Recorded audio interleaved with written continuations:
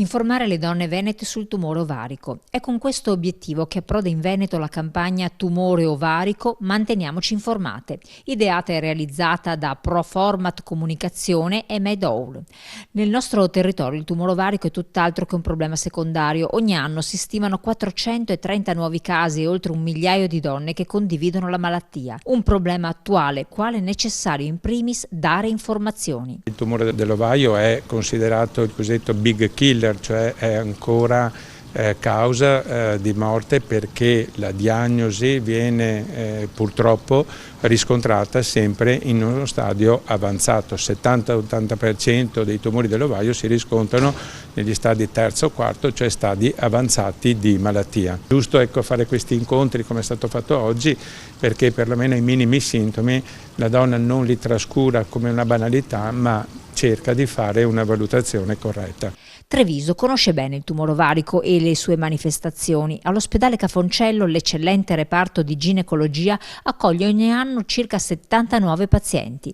Il percorso di cura in questi casi è fortunatamente supportato da diverse associazioni pazienti del territorio, come ACTO, attiva in Veneto da alcuni mesi. Dopo una diagnosi di tumore ovarico dove dietro non c'era il nulla, io come paziente ho deciso di costituire questa associazione dove appunto in primis c'è l'informazione, perché appunto informazione è la base della prevenzione e diffondere la cultura a tutte le donne su questa patologia è molto importante. Dire alle donne quali possono essere i sintomi, anche se a volte sono aspecifici.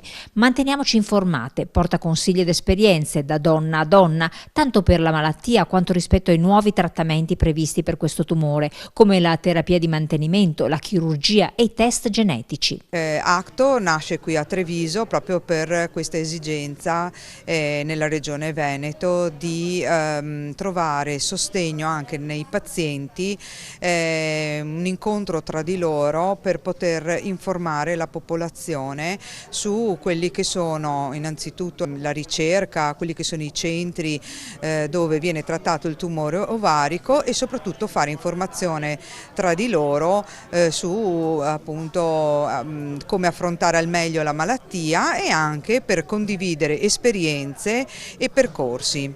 Ogni anno il tumore ovarico colpisce oltre 5.200 donne. Grazie alle iniziative come Manteniamoci informate, giunta alla sua terza edizione, le donne che hanno ricevuto la diagnosi possono condividere la propria esperienza ed essere di stimolo e sostegno alle altre. Per il momento sono qua, è stato un anno importantissimo, non ho paura di morire perché la mia vita l'ho vissuta pienamente e ho vissuto anche la malattia con serenità. Lei diceva a tutte le donne l'importante è non perdere il sorriso. Mai il sorriso e neanche la propria femminilità, è importante.